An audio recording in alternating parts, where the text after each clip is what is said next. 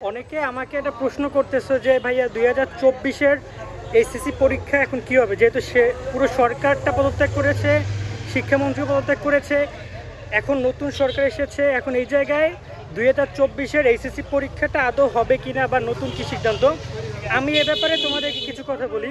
আগে পরিবেশটা বুঝে, আমি বর্তমানে আছি বগুড়াতে। সো বাসা থেকে বের হয়েছি, সারাদিন নেট ছিল না, প্রচুর বৃষ্টিতে ভরেছিল বাসা। তো একটু 7টার দিকে যাচ্ছি, ভাই কি রাস্তায় বেরোয়েছে মনে করছি কোনো মানুষ নাই, আমি একাই যাচ্ছি। আমি রাস্তায় হাঁটতে পারতেছি না, এত মানুষ, সবাই যাচ্ছে 7টার দিকে। তো এখন পরীক্ষা নিয়ে যে আপডেট সেটা একটু বলি। পরীক্ষা নিয়ে সর্বশেষ যে কথাটা সেটা হচ্ছে, যেহেতু শিক্ষামন্ত্রী পদত্যাগ করেছে বা পুরো সরকারটা চলে গেছে, এখন নতুন একটা সরকার মানে অন্তর্বর্তীকালীন সরকার দিবে।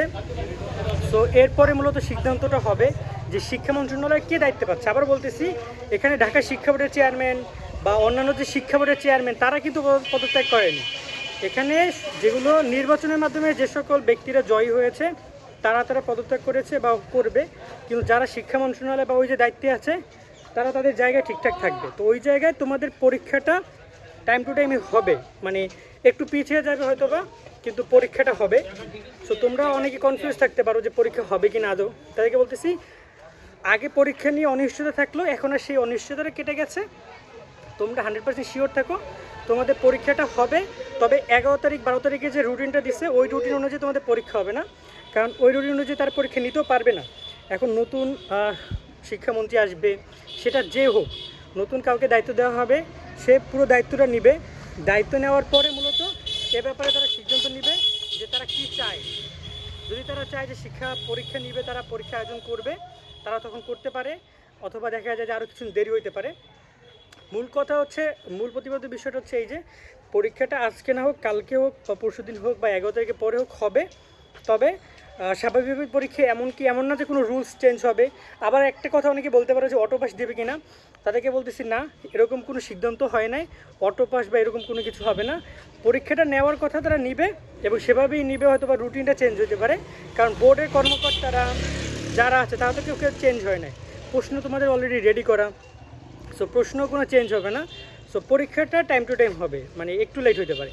আর তোমরা যারা আন্দোলন বা বিভিন্ন জায়গায় আসো, আশা করি তোমরা বুঝতে পেরেছো বর্তমান পরিস্থিতি কী। সাবধানে থাকো, সচেতন থাকো এবং হচ্ছে যে উচ্ছ্বাস করো, উল্লাস করো, কারণ এই বিজয় তোমাদের। অবশ্যই তোমরা যারা ছিলা এই 2024, তোমরা দেখেছো যে আসলে কি হয়েছে দেশে এবং কোন জায়গাগুলোতে তোমাদের অবদান রয়েছে। সো পড়াশোনাটাও কন্টিনিউ করে যায়। এখন হালকা পাতলা বই খুলে বসতে পারো, এখন বই খুলে তোমরা বসতে পারো, বসে তোমরা মূলত পড়াশোনা নিয়ে একটু পরিকল্পনা করতে পারো। এর আগে কথাটা বলা নিয়ে অনেকটা বিলাসিতা, আমি কালকেও মেসেজ করেছি, ভিডিও করেছি যে পরীক্ষা যেন একটা বিলাসিতার মতো, সম্ভব না পড়াশোনা করা, কন্টিনিউ করা। তো এই জায়গায় এই মুহূর্তে সেই বিলাসিতার আমার মনে হয় আর নেই। এখন পড়াশোনা কিছুটা কন্টিনিউ করা যাইতে পারে।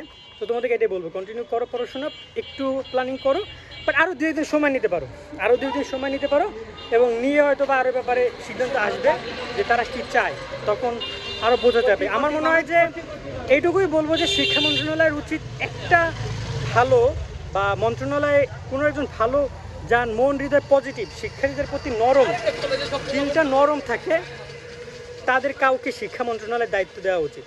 সেই বিষয়টা নিয়ে তোমরা কিন্তু অনলাইনে কথা বলতে পারো, যেন সরকার থেকে, মানে যারা সরকার গঠন করবে তারা যেন একদম নরম ব্যক্তিকে শিক্ষা মন্ত্রণালয়ের দায়িত্ব দেয়। বুঝতে পারছো?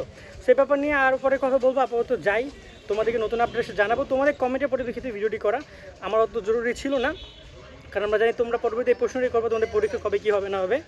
আল্লাহ হাফেজ।